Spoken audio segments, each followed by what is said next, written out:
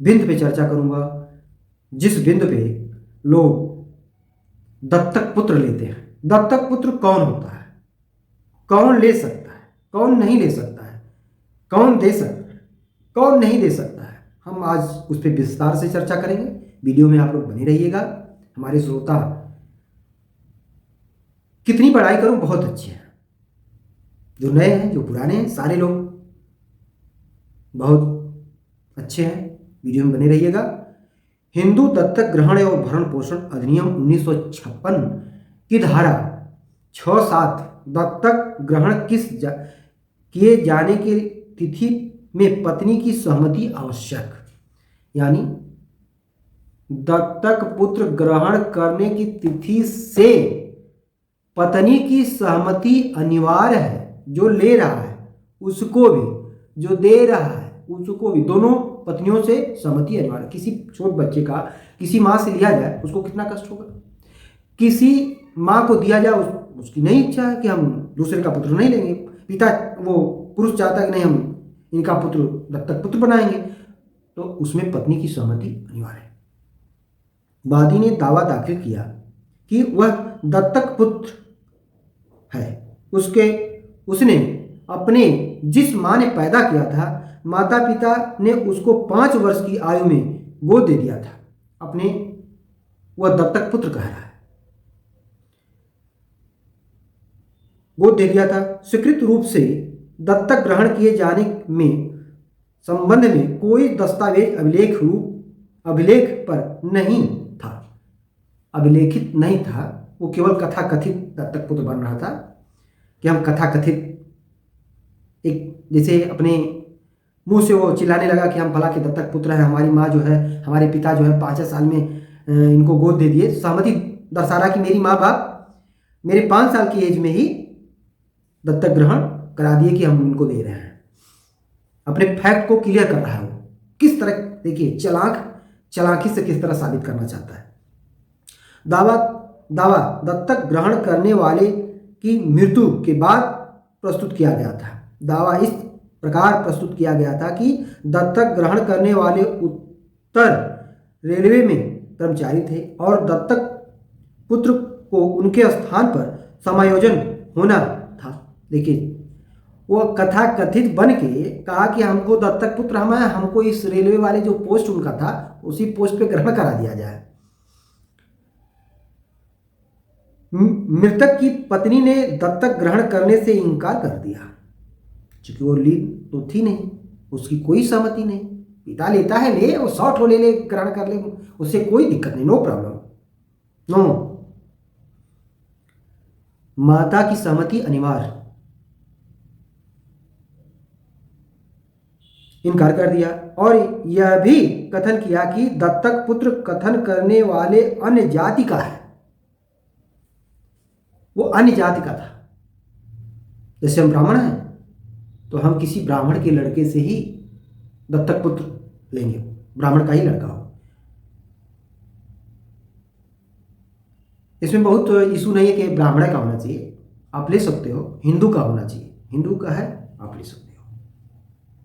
वादी को दत्तक ग्रहण नहीं किया था, वादी को दत्तक ग्रहण नहीं किया था, कौन बता रही है?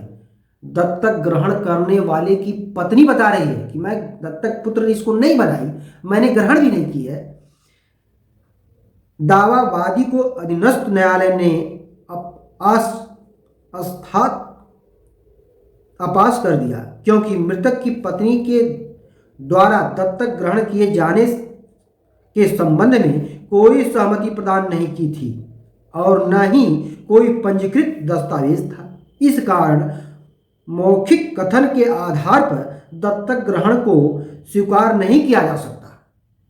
देखिए, मां ने कितनी दमदारी से उसने अपना प्रश्न रखा कोर्ट में कि मैंने कभी भी इसको दत्तक पुत्र ग्रहण नहीं किया, इस नाते यह मेरा पुत्र हो ही नहीं सकता। अधिनियम की धारा 7 के अनुसार किसी भी हिंदू पुरुष को जो अस्वस्थ और अप्रवृत्त न हो और सहमति होने की वह पुत्री तथा पुत्र दत्तक ले, परंतु यदि उसकी पत्नी जीवित हो तब तक जब तक कि पत्नी पूर्ण और अंतिम रूप से संस्कार त्याग न कर चुकी हो। यानी कहने का मतलब कि अब वो बच्चा पैदा करने में असमर्थ हो, मेडिकल जांच होनी चाहिए, मेडिकल रिपोर्ट होनी चाहिए, तब उसको माना जाएगा। न कि आपके कहने से मान लिया जाएगा कि नहीं हम जो है दत्तक पुत्र ग्रहण कर लिए हैं, हमारी पत्नी भी सहमति दे दी, इस तरह नहीं माना जाएगा। हिंदू न रह गई हो। साक्ष्य अधिनियम वाले अधिकारी वाले न्यायालय ने उसके बारे में यह घोषित कर दिया कि वह अब पुत्री नहीं पैदा कर सकती जब तक कि वह अपनी पत्नी की सहमति के बिना दत्तक नहीं ले सकता। इस मामले में मृतक की पत्नी के द्वारा दत्तक ग्रहण में भाग नहीं लिया गया था, उसने दत्तक ग्रहण नहीं किया था, कोर्ट ने होल्ड किया, क्योंकि पत्नी ने स्वीकार किया कि मैं कभी दत्तक लिया ही नहीं था। जबकि दत्तक ग्रहण करने के समय मामले में पत्नी की सहमति प्रदान किया जाना आदेशात्मक है। यह पूर्वत आदेश है कि पत्नी की सहमति उतना ही अनिवार्य है जितना पति नहीं दे सकता है।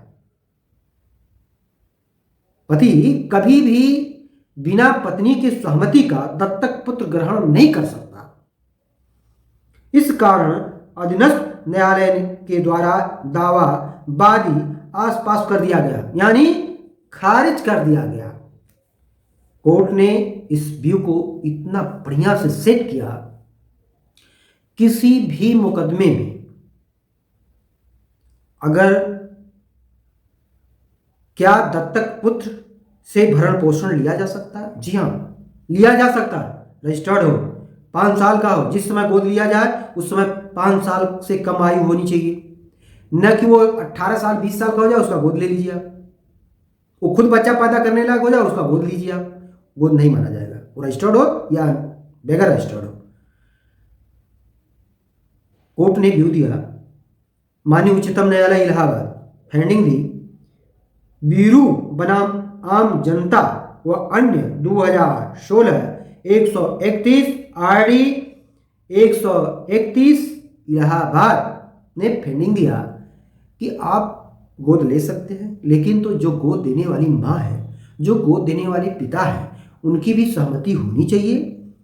बीच में पुत्र खड़ा हो गया कि अरे भाई हमको फलानी गोद लिया था, क्या तेरी माँ ने गोद देने के लिए सहमति थी? तेरे पिता सहमति थे? जो गोद लिया था उसकी पत्नी का भी उतना ही भूमिका है जितना देने वाले की भूमिका है। क्या जिस पिता ने गोद लिया था उसकी पत्नी उस माँ ने सहमति दिया था कि मैं तुमको गोद लेती हूं? यह चारों लोगों की सहमति होनी चाहिए, उसमें 2 गवाह होना चाहिए कि मेरे सामने इन्होंने गोद लिया था, उसका विधिक व्यवस्था के संग पूर्ति होनी चाहिए। हमारे हिंदू धर्म में वेद पुराण के अनुसार उसका दत्तक पुत्र ग्रहण कराया जाता है, दत्तक पुत्र ग्रहण लिया जाता है। ये कोई बच्चे का खेल नहीं है कि जब भी कह दो कि हम फलाने हमको गोद लिया था अपने लालच में, इसी तरह खारिज हो जाता है। धन्यवाद।